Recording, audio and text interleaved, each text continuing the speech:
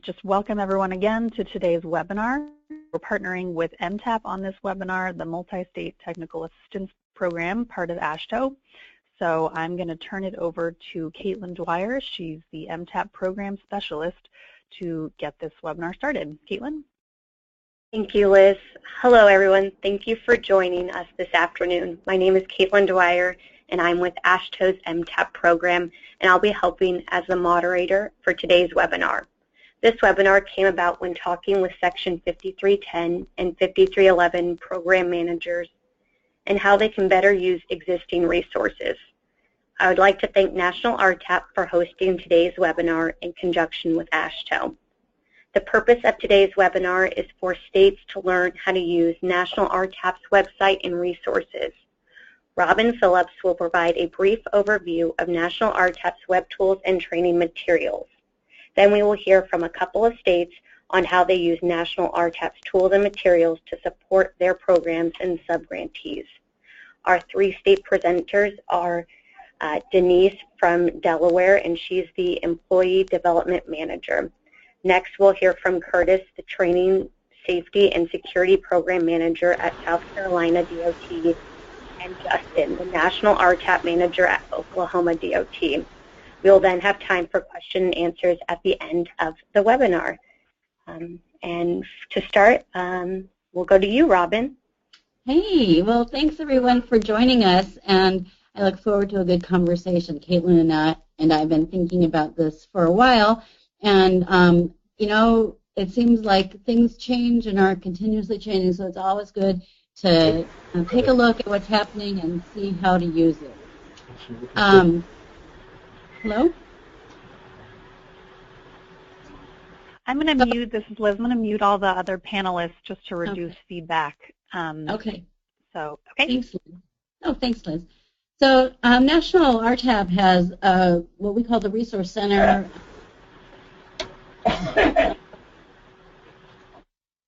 It could be also called a library. It's where we kind of see it as our training hub, and it has the modules, the printed stuff. The manager of the Resource Center, Jerry Emanuel, he helps sort of manage the flow of materials onto the web and also out to you when we mail you things. Many of our trainings can be had either by mail or online. And we just started this last summer National RTAP e-learning, which is a learning management system that we'll talk more about later. But it is a product that allows us to put up trainings that have quizzes and gamification and other sort of tools to help people remember it. And we are putting trainings in there right now that are sort of required trainings, things that where you need people and you want to document that people have taken these trainings, whether they're drivers or other staff. So we also then have topic guides and links to partner organizations. So we try to link with like MTAP, CTAA, the National Center for Mobility Management, the National Aging and Disability Transportation Center, which is the new center. So we try to be a location where many of the resources that are out there for public transit programs, whether they're at the state or the system level, the things that you're looking for, we're looking for ways to make them easier to find. And RTAP has developed several toolkits, one for state program managers that are doing the RTAP program, transit managers. We just published the Marketing Transit Toolkit with the help from Selena Barlow and our board, and that's been very popular. And then we do webinars like this to basically figure out any way we can to help share information. We're also doing peer-to-peer phone calls where we don't have maybe the final word yet or guidance, but it's a chance for people to share the approaches they're having to problems or the things that they're learning. Next month or next week, we're going to do a peer-to-peer call on what happened when you woke up and you were a transit manager. And it's sort of like you have your dream job, and then you wake up, and what do you need to know? And if you could look back at you in that moment, what would you tell yourself to look for? Because things always pop up you weren't planning on. RTAP also has web applications. We have GTFS Builder, which is a set of spreadsheets and training videos that allow you to put your schedules into a GTFS or General Transit Specification format so that your schedules can be visible on Google Transit. Website Builder to make it easier for you to, it's a content management system that makes it easier for you to build your own website. And Procurement Pro will help you do your procurement compliant with both state and federal rules depending on how you have it configured. So you can use our materials to create or update a training class. So we are happy to have you take our materials and do your own class, take our materials and add in the state information you need. And with the LMS, we're looking at down the road having the opportunity for you to do trainings or other things that you would want for your state, that you could put those on the LMS and be able to provide access to that training to your people in your state. We're also available for you to call us and ask us questions. Some of us have experience in one area or another, or we also are able to connect you with other peers and people we know who know more about the information than we do. And I've had people ask me about interpretations, and I send those off to FTA, and they are very good with their turnaround on that information. We have been, in this last year, been focusing on looking at technology that can help support small and rural systems, not have to touch their data so much, so incorporating technology into your program. And we've tried through our e-news and other materials to keep you abreast of what's changing in the landscape with transit, because many of you have felt the change, but it seems like we're in a very fluid time for the way people are seeing and experiencing transit. So we really, if you have other ideas about ways we can help you, this is not the limit of what we can do. This is the starting point, and we look forward to working with you to help you get information to your subgrantees and to your program. So I'll just go quickly over, I sort of gave you a little bit of a overview. These are the things that we have done in the last year, so we've been pretty busy. And one of the things that we haven't really focused on that much is this Rural NTD INTDAS, and that's where that's a website managed by Florida International University, or I think that's right, and they are it's a way to use the data that you put into the NTD. You can look at state level. You could aggregate a series of communities, say other communities, communities in your state that are of a similar size, and look at their systems. So it's a way to analyze and use the data that you put into NTD. And we're working on interstate regulations tech brief update and a charter tech brief for very rural, because of the isolation in highly rural areas, you have more opportunity for getting for using exemption status, because deadheading for many of the private operators that might bid is so much, it's like a multiplier of the number of miles you'd be doing for the trip. So there's opportunities for rural programs to look at charter in ways that are more beneficial to their community, and potentially working with the system to provide more access to their services. NCMM, the National Center for Mobility Management, is looking at putting their trainings into LMS format, and we'll be hosting those on our site. The webinars, these webinars that we've done are up on the internet, and you can go to our dashboard and find them there if you missed any of them. If there's other topics that you're interested in, and I know that over the summer we'll have some asset management for small systems, and potentially we'll have some more information about how the FAST Act and how the asset management and safety management programs are working together. Mentioned about the INTAS, and I would really encourage people who haven't checked this out to check it out, because you're always being asked information about your system, and this is a way to look at your system and then compare it to other state data. And this is what the LMS for Top Shops look like. You can see the modules and then the different pieces of this and the quizzes. So it's all been put together really nicely. We put Start online so that that's available. It's one of our most popular trainings, and you can look at pieces of it, driver piece, or some of the more emergency planning pieces. You can look at them individually. You don't have to have everything in one fell swoop. And the START program has also the published paper, and they're really set up so you can do one or the other.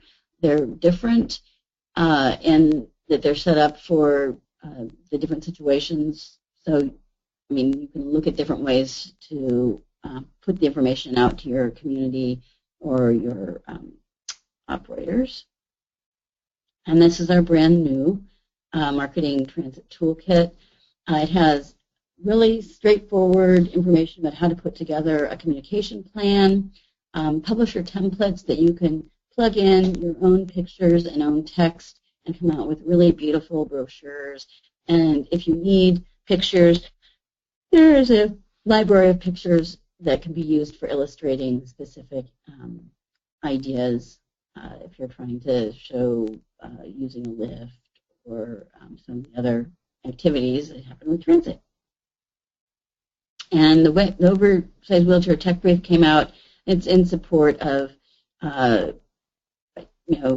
making decisions around reasonable accommodation and how to manage the end of the common wheelchair definition. And so that's been very helpful. And this is our e-learning portal. We have put on and are translating many of our trainings into this, and then when we get documents like the asset management or other webinars and documentation on a certain issue, we're creating a series of putting the materials together so that when you go to the LMS you can see all the information in one place. And one of the things about it is it creates transcripts, and so that when you're working with your subgrantees, or you are as a transit manager trying to make sure that your drivers are all getting trained, this is a way that you can get transcripts for people, and you can document the trainings that people have done, and it creates a one-stop shop for that type of thing. States are put into teams, and we can register transit agencies and have their information all be visible to their transit manager. State RTAP managers or program managers may actually be able to upload trainings in the near future, as I was mentioning, because I know that many of you have very specific trainings for your state and that you are looking to get out or make available to your whole subgrantee group. We have a website builder too. I just wanted to show the pictures for people that haven't seen it. We really encourage people to get a website up that is identifiably the transit agency. It is the commons that we all live with now, and so that if systems do not have their own site, it makes it difficult for them to be found by a broader audience or broader customer base. The peer-to-peer calls, we are working with them. They're becoming, I think they're a great place to have a conversation about things when when the decisions about the guidance are not all the way clear, or if there's some issue that's popped up that people are running into. The issue around what we're looking at updating our Transit Manager Toolkit, and one of the big issues that came up at our board meeting was that we're like way beyond succession planning. At this point, we're trying to create tools for people who walk into a job and they haven't had a chance to be in it long enough to understand it, and to give people a leg up when they're trying to understand what the main issues are they need to be paying attention to, and tricks to keeping things rolling while you pick up that information. We're going to be at RTAP will be at conferences this year, and we are open to being invited to conferences. We like to provide more information if there's if you want an information table and are interested in having us review some of the materials we have, going over the LMS, the GTFS, or any of our other trainings. We're happy to be supportive of local conferences and helping get the word out. So if any of you want to talk about this more or are interested in participating in some of our programs, right now we have our solicitation out for board members. Just give us an email or give us a call. So thanks, and I'll turn it over to Caitlin, and she can introduce our speakers today, and they can tell you all about their programs. Thanks, Robin, for the overview. And we are going to start with Curtis from South Carolina, and he's going to discuss how he uses some of National RTAP's resources for his state DOT. So Curtis, take it away. Well, thank you, Caitlin, and thank you, Robin, for inviting us to participate in this webinar. We strongly support the National RTAP system. It's been a godsend for us because, as you stated earlier, I was one of those unfortunate individuals that didn't have succession. So when I came into the door, I had zero experience with RTAP and zero knowledge about the program, and no one here to kind of guide me. So National RTAP became my resource, which is definitely why we're very glad that you have the toolkit in place, because that has been a big help to us. Our program is kind of a hybrid program. We have an in-house program that the state run. We do not contract the program out to be managed by anyone else, but we do utilize contractors for training and different sessions like that. Some of the ways we've implemented, utilize the National RTAP for our program is the resource library. A lot of the training materials we utilize. The big plus is that not only do you have the training materials, you also have the materials for the instructors, and that allow us to do some instructor classes with maybe someone that's a national trainer to prepare some of our individuals to do the training to the drivers and operators on the state level. So we have utilized that quite frequently with the START training and some of the other programs that you have. Another big process that we work with is the applications. We have strongly encouraged a lot of our recipients to utilize the Procurement Pro app that's online, and we've utilized it to the point where one of our staff people have kind of tailored it to include even our state requirements, so that we have kind of like a hybrid of the Procurement Pro that they can just take and utilize, and it not only have the federal clauses, but it have our state clauses.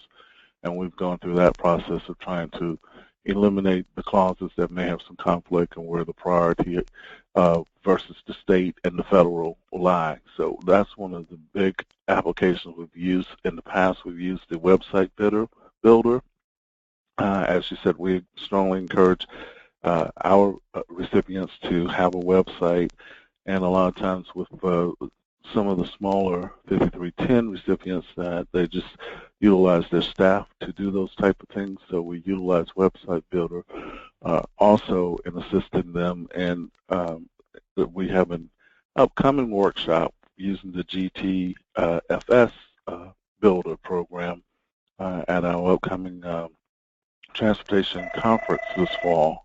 And so we plan to utilize that. as part of a training workshop to advise the participants on how they can utilize that information and make that work for their system. So we're very excited about that, and in the future we plan to have one with the marketing toolkit also. So what we try to do is kind of utilize the tools that you have and try to get some expertise to help provide it to some of our sub-recipients and then utilize that. Our program, we primarily focus on using regional training.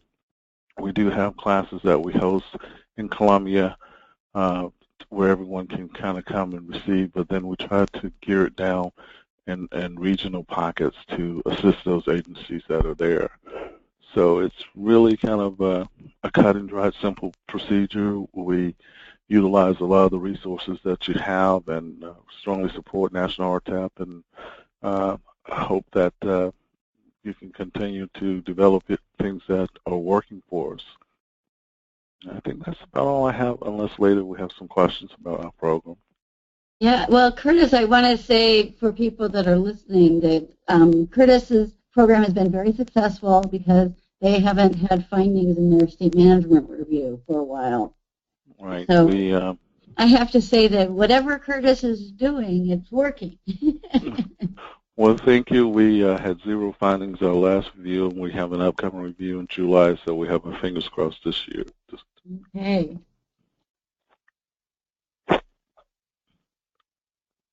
Great. Thank you, Curtis, for that overview and telling us how you focus on using National RTAP's resources for your sub-recipients.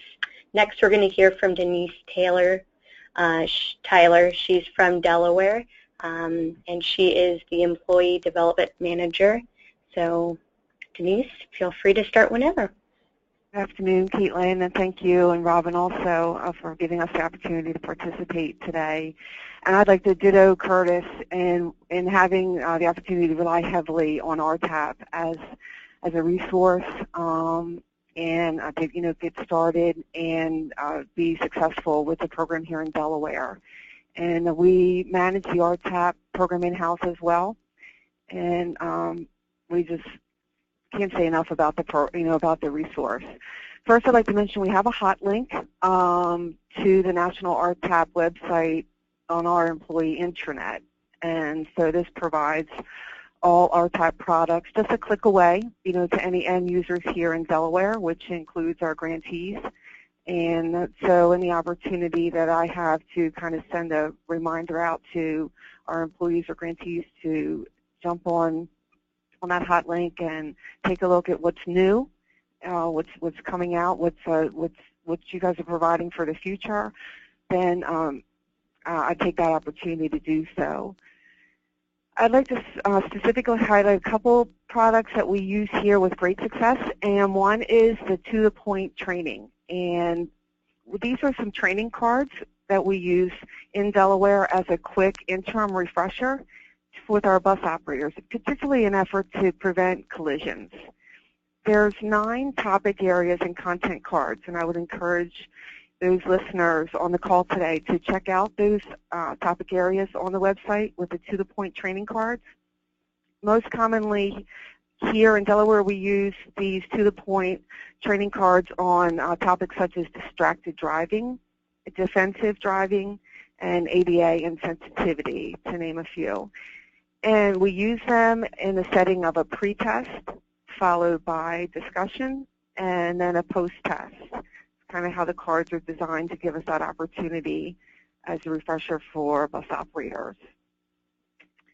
Another item, and you heard Robin mention Top Shops, and with the Emergency Management in Vehicle Maintenance Facilities program, we had an opportunity to contribute to the development of this tool, and we kind of had a vested interest in the tool as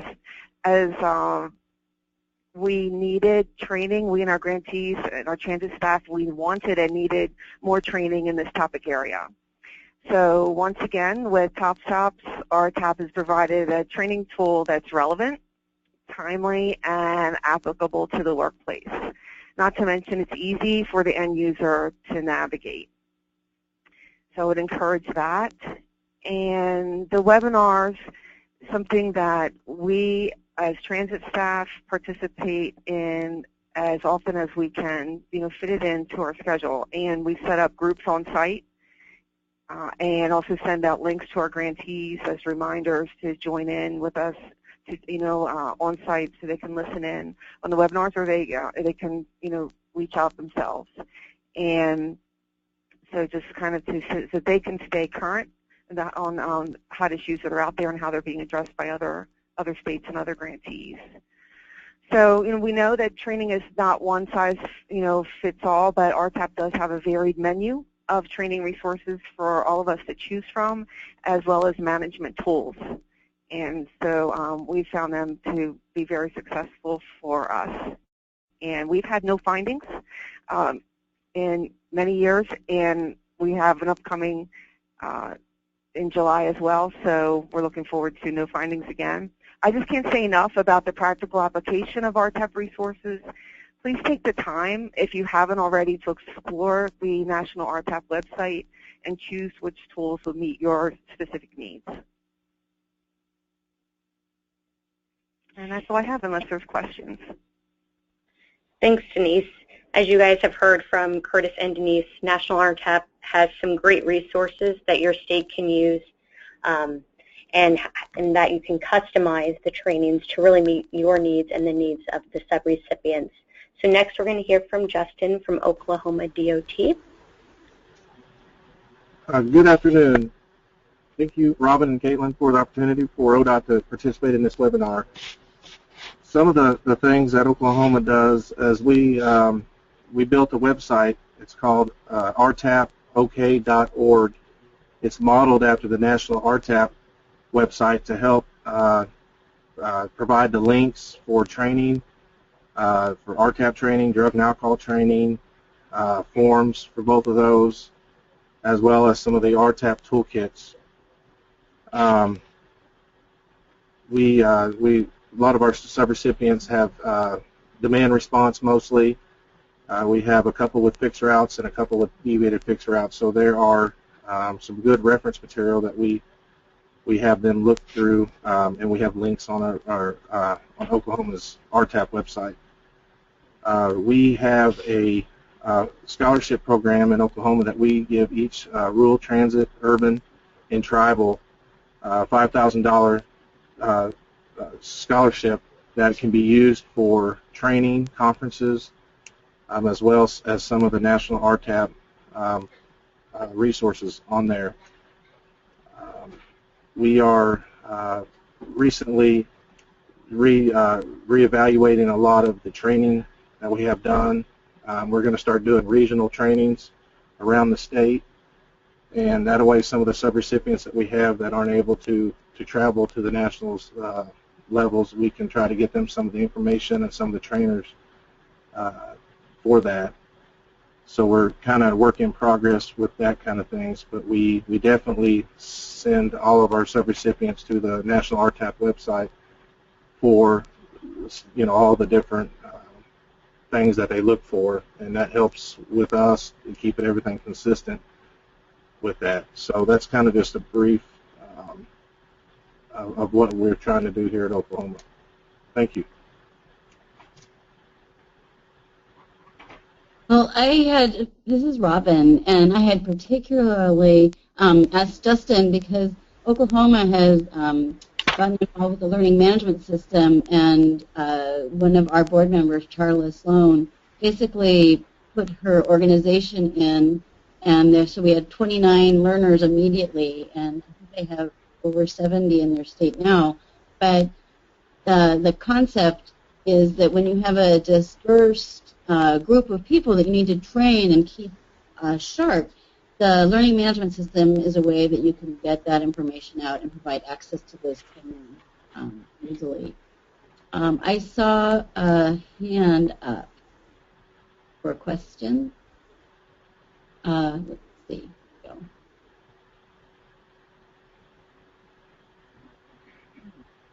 Melissa? I'm not sure I see that, Robin. I just hit it and did something to it. Oh, I Do you want to? There we go. I unmuted Melissa. Melissa, did you have a question? No.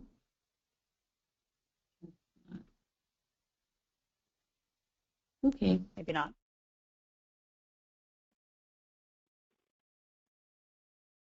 Well, I haven't, this is Liz. I haven't gotten any questions through the questions area or the chat box. So if anyone has questions for Robin or Caitlin, Curtis, Denise, or Justin about National RTAP products or how they use them in their state, you can use the type it into the questions panel, or you can do your raised hand and you can ask it over the phone if you'd like.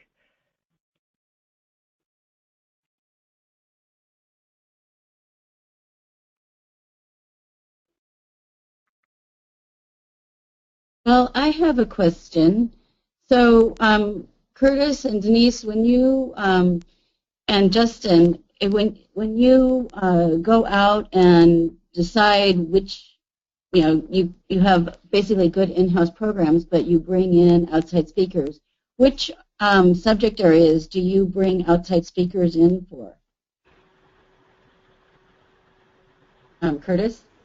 Well, if I start, a lot of the subject areas that we do is with the start, and one of the, I guess you'd say the authors, Michael Knoll, who wrote several of the training modules, we utilize their firm. He's now with RLS, Robbie Sears. So a lot of times what we do is have him come in and do a train-to-trainer type program, and then that way we can go more regional with our people to do them in certain areas across the state. But we basically have utilized to start the emergency management,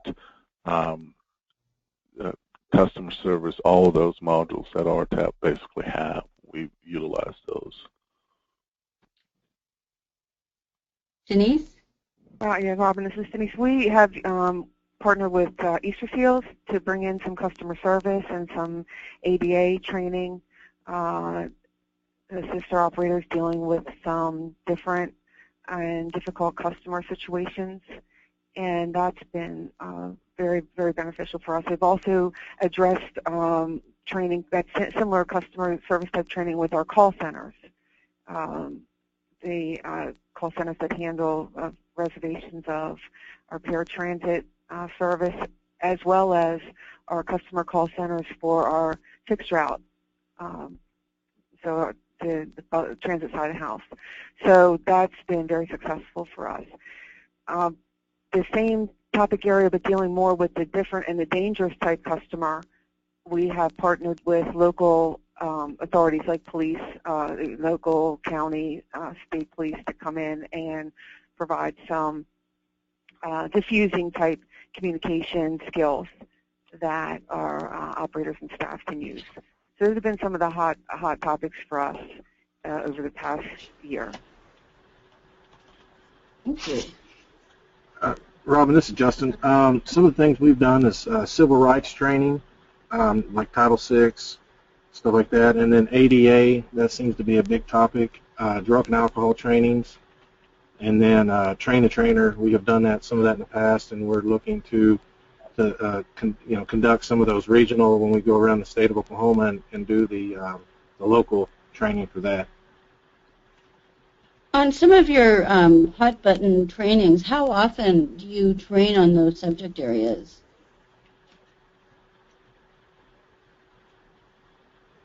Typically in Oklahoma, we at least do like civil rights and ADA. I know we have a division, the Civil Rights Division of ODOT, and they actually have a civil rights meeting coming up next month in February, and so last year we had that. It was a good success. It touched everything within civil rights, not just for our subrecipients, but other on the FHWA side. So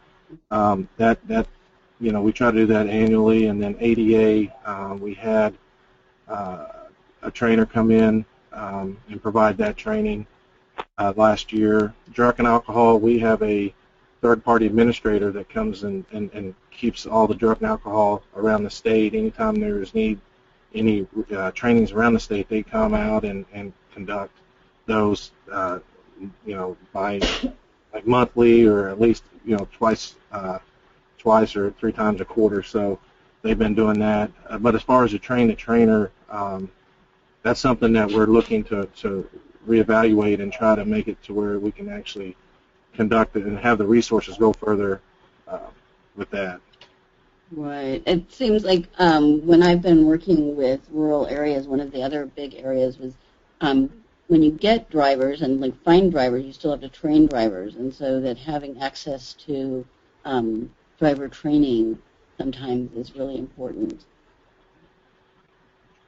And I think that's what we experienced, Robin, in South Carolina, this is Curtis in South Carolina, is that with particularly the small agencies like 5310 training their drivers, it's one of the biggest issues is being able to have them to have access to the training, because a lot of times the drivers are doing their work and it's hard for the agency to let them go to like a day or two of training. So focusing on regional training where we can have a session, maybe break it down to 3 or 4 hours, has been beneficial for us, because it's just hard for our agencies to say we can send a driver to go to training for 8 hours or 2 or 3 days. So that's one of the big things we like about the RTAP material is that, for instance, start and customer service, you don't have to do the entire module at one time, that you can do one and then maybe go back a couple months later and do another module.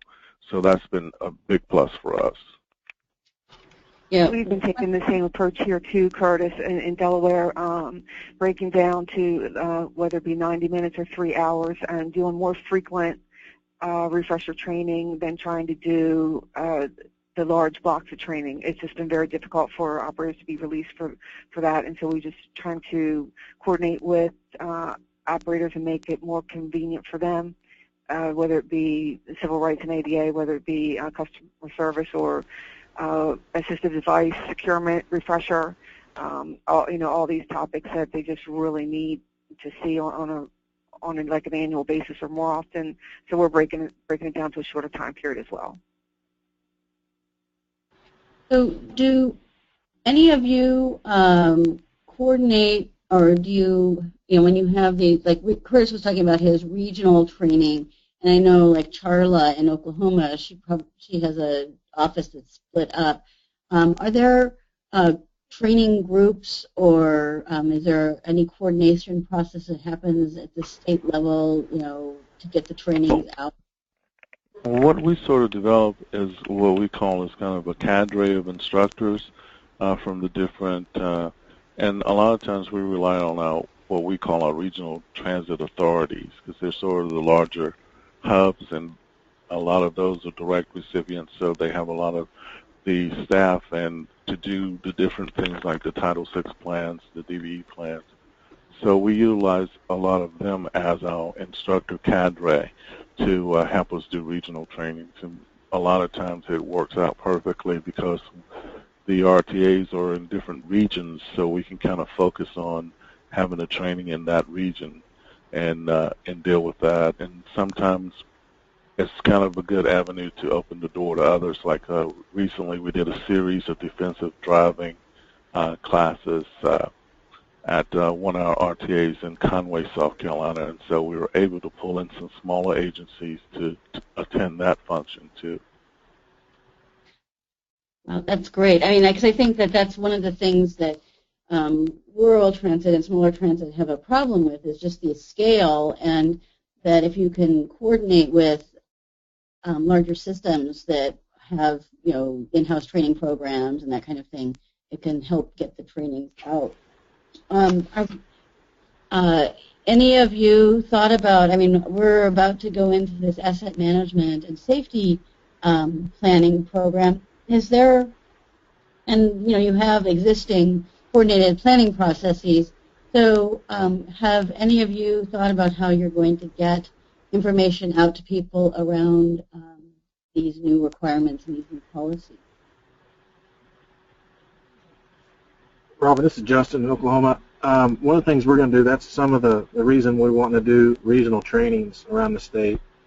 That way we can make sure that information and regulations that come out, we can get those out as quick as possible, and possibly to some subrecipients that, like I said, that were smaller, that they can actually get the same information at the same time as the rest of them. And I think what we plan to do kind of similar, Robin, but with our state transportation conference that we have this year in February, that's kind of where we spearhead a lot of those things of the changes that are coming up and what's going to be applicable to everyone. And we use that as kind of the screening module to see where the different agencies and subrecipients are, and then that kind of lets us know where we need to focus our efforts. So we utilize that. A good percentage of our subrecipients attend that conference every year, so that's where we kind of hit a lot of the high things of what's coming in and have a workshop just maybe for 90 minutes to say these are some of the things you need to be aware of, and they can kind of give us some feedback on what they need, and then we can go from there. Robin, we did have the National Transit Institute come in early in January and present their introduction to transit asset management training here at the 2-day to try to prepare for what information is out there that we can share here in Delaware. Of course, we're smaller than comparing to South Carolina and Oklahoma, so some of our challenges are not quite the same. We have an advantage in that way, but we did have an opportunity to network over those 2 days and start creating a plan as how we're going to communicate forward, internally and as well as externally by kind of having that as a springboard. That's great. I mean, because I think that one of the things that I see that RTAP is really important for RTAP is for us to help you build on your existing capacity and maintain that. And RTAP is one tool. Your programs provide a framework for training, and the state conferences can be a place where, getting everybody together, it's a very efficient way to share information. Robin, I have a question that came in. This is Liz. It's from Trina Casson in South Carolina. She said, we have a volunteer conduct our emergency procedures for rural transit drivers for their volunteer driver program. And she's asking, Curtis, does the state ever provide trainers for smaller operations like their volunteer driver program? Yes, we do. As a matter of fact, one of the efforts we have recently encountered is a lot of the change for some of the smaller agencies is with the vehicles that they have volunteer drivers and they're not used to the larger vehicles. So we work with kind of like a regional transit authority in that area to host kind of like a driver training, because it helps them get some hands-on behind the wheel. The regional transit authorities have generally a staff person that is a licensed for CDL, so we just need to know what they're looking for and what they need, and we will work on that. So yes, just tell Trina to give me a call or email me and let me know what they're looking at, and we work on that. Great, thank you so much.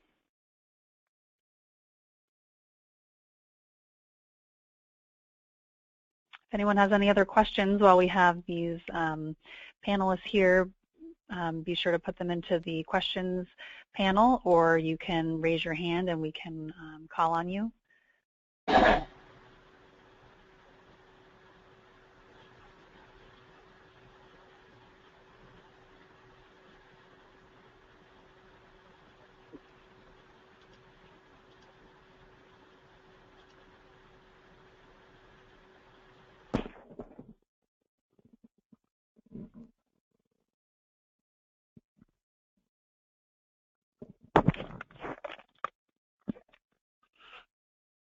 Caitlin?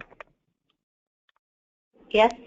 If I can have an opportunity, I would like to just kind of plug National RTAP and Robin for their efforts, because they supported our state conference last year, and we have them returning this year, and that was a great benefit to us to allow some of the recipients to just see them up close and get a chance to see the materials that they have. And even though for years we've been encouraging people to go to the website and to utilize the resources there, it was kind of being able to speak with them kind of up close and personal was a big benefit to drive the message home.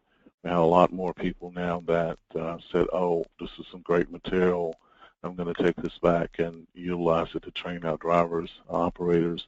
And so I really want to thank them for that effort. And I think if any other states have an opportunity to have them come and attend, it's very beneficial for doing that. Well, for us, it was great to have a chance to not just be at our booth, but to be really visible and talking about the program, and to have a chance to really meet with people in a way that we could talk about issues. And I have to say, from people around the country, one of the really fun things that happened is I was sitting at lunch, I think, and I ended up that I was next to the guy from Health and Human Services, the administrator there. And as most of you know, working with Medicaid and Medicare services is a double-edged sword, and it was just funny for me to have a chance to be sitting next to that person at the conference.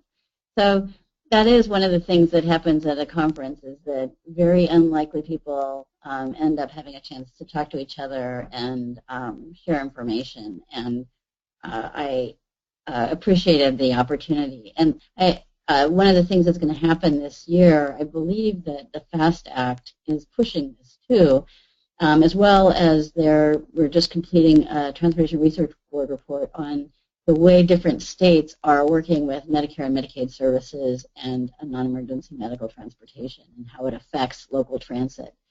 And I think that when those reports come out, we'll definitely do sessions with the people who are writing them for the RTAP webinar series.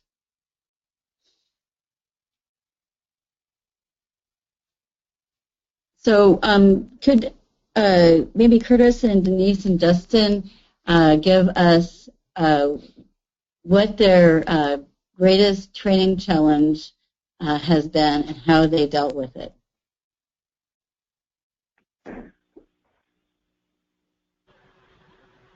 Well, I think from our standpoint, as Curtis was talking about, is really when you have a small budget and trying to utilize it, and then plus as you heard earlier, my title is Training, Safety, and Security Program Manager. So not being a full-time staff person, is just how to delegate the time to come up with a sufficient training program. And one of the reasons that what we've been able to do is utilize what we call an RTAP advisory team that meets quarterly with us, and they kind of let us know it's a committee that's made up of our public transit providers and our human service transit providers, and they kind of let us know keep us on the pulse of what they need training-wise, and so that helps us when we plan for the training for the year, what we need to focus on, and like you said, what are some of the target areas that we have to go back to, and hopefully try to hedge off where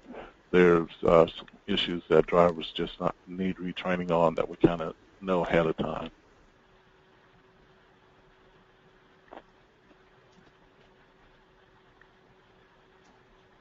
Robin, this is Justin. One of the things is getting the training all the way down to the drivers and the people that are unable to travel to these meetings and conferences. A lot of the stuff that we do, and we try to get the information out. Our challenge is trying to make sure that it's getting utilized at the bottom level, because those are the ones. They're the people that are actually doing the trips and doing the being out there doing the hard work as far as picking up passengers and their responsibilities and what different training that they need on that level. So that would be ours. Robin, I think the budget is a challenge for all of us, and I think it's one that's not going to go away anytime soon. But we do find creative ways to work around that, and RTAP is one of those resources that we use. But with that said, I think a ongoing challenge for us here in Delaware, even though I have mentioned that we're small geographically and easy to reach most times, we still have difficulty for sometimes having the challenge of operators being released so that we can give them training in a timely manner. And one of the topics that we find ourselves continuously addressing is collisions. And so wanting to reduce preventable accidents is a big goal here. This is great, because I think the idea of the advisory committee is a way to, because every system is each system is different, every state is different, but I think one of the things that can really make your system effective is having that good feedback loop, and having the people on the ground know they're being heard and that you're targeting information to meet those needs. And I definitely can empathize with Justin and Denise too.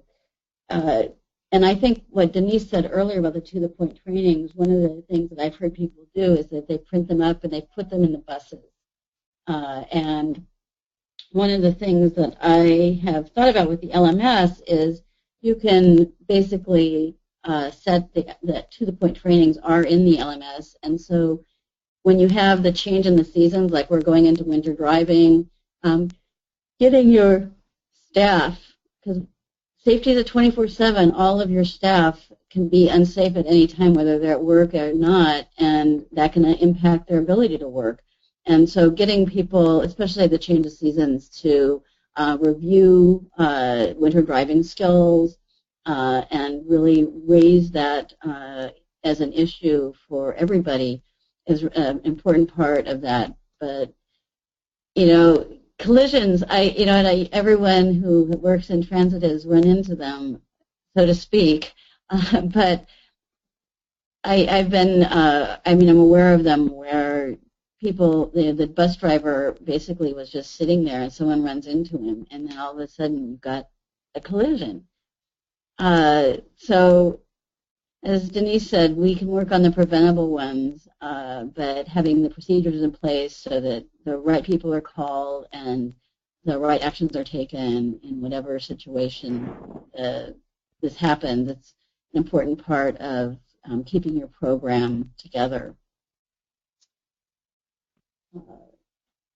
So, any more questions with the people in our audience?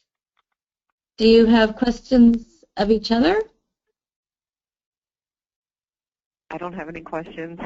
No. Well, Caitlin? I don't have any questions, but if that's it, I want to thank everyone for coming today or attending the webinar today. And if you have any follow-up questions, please feel free to reach out to any of us. Do you have anything else, Robin? No, but this has been great. I really appreciate everyone coming and joining us, especially, all of the transit and RTAP managers. But when Justin lost his computer, I was really wondering whether he was going to be able to make it into this computer environment. And I appreciate hearing from both Curtis and Denise, who I know are real busy and really run great programs. And thanks, Caitlin, and your team for thinking about doing this. Of course. Thank you so much for partnering with us. And if anyone wants to watch a recorded version of this webinar, we'll have it on our website within about a week. And contact us you can email info@nationalrtap.org if you have any questions about specific national RTAP products or need assistance of any kind. Sure. Well, thank you, everyone. Thank you. Okay, thank you. Have a great afternoon. You too. Bye-bye. Bye.